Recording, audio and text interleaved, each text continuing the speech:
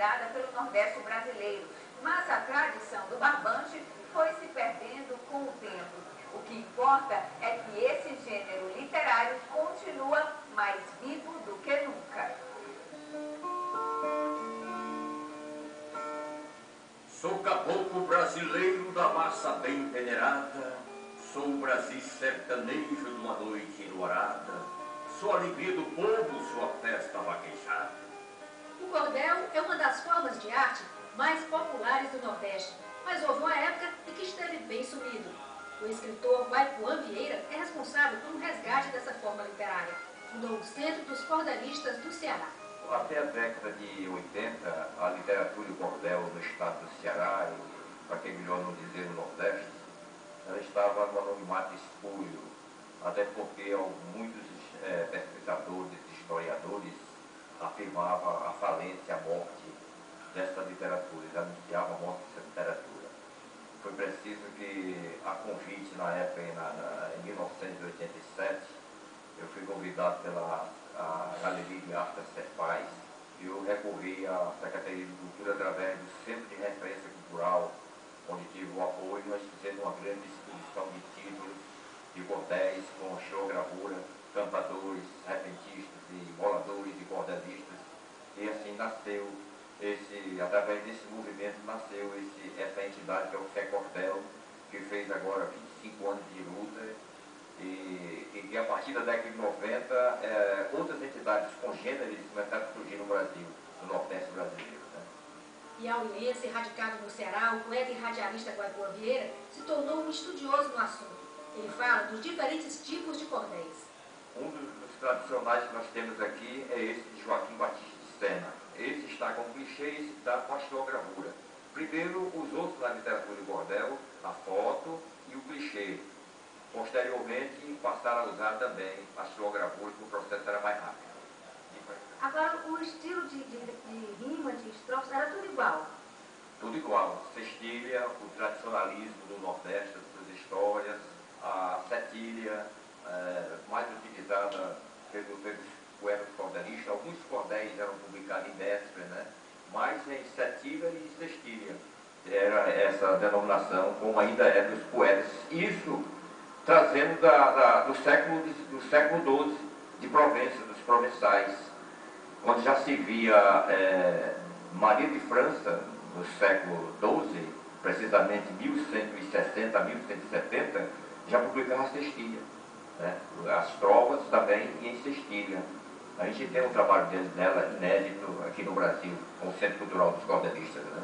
Como afirmou o professor Gilmar de Carvalho e até a década de 80, quando eu tive com o professor Câmara Cascudo, ele também afirmou a mesma coisa, a nossa literatura ela deixou de transmitir aquelas histórias de fadas, de contos, de reis, de rainhas, de príncipes, heróis, e passou a ser uma literatura informativa, aquela literatura, vamos dizer, biográfica, histórica, a literatura de acontecimento. Mas dentro dessa literatura de acontecimento, nós temos o verso satírico, né, onde entra o humor. Né?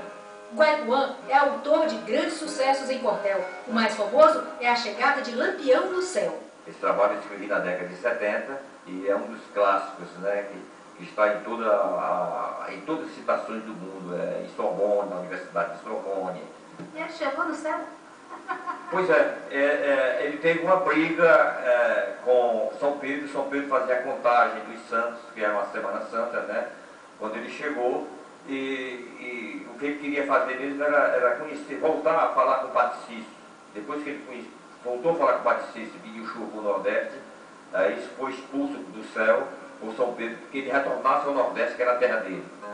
Pedro disse a Lampião, eu lhe peço com licença, saia já da porta santa ou haverá desavença.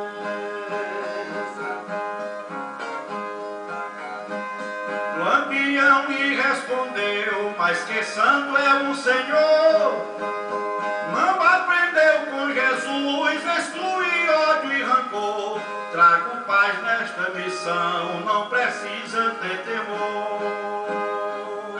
Esse folheto aqui folheto biográfico histórico, porque a Sinhá da Mora foi uma grande artista e ela esteve na França, conheceu Picasso e foi praticamente esquecida no estado do Ceará para o público cearense. E na época o Cláudio Pereira, da Fundação Cultural, foi que me instigou para que eu fizesse um trabalho sobre Sinhá da Mora e que resultou num prêmio, né, concorrente pela Secretaria de Cultura, que é bom observar que ele estava na prefeitura e que o prêmio eu concorri pelo Estado, né. Esse outro cordel aqui é um cordel histórico e biográfico, porque ele relata a história de uns pescadores africanos que foram perdidos em alto mar, velaram, vamos dizer assim, 40 dias, um chegou a morrer e eles foram resgatados em Camusim. E eu escrevi esse trabalho que já vai para a 7ª edição.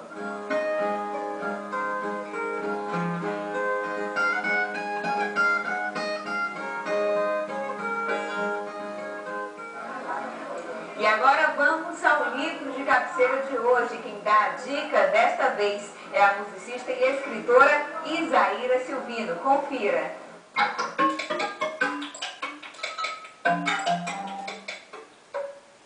O livro mais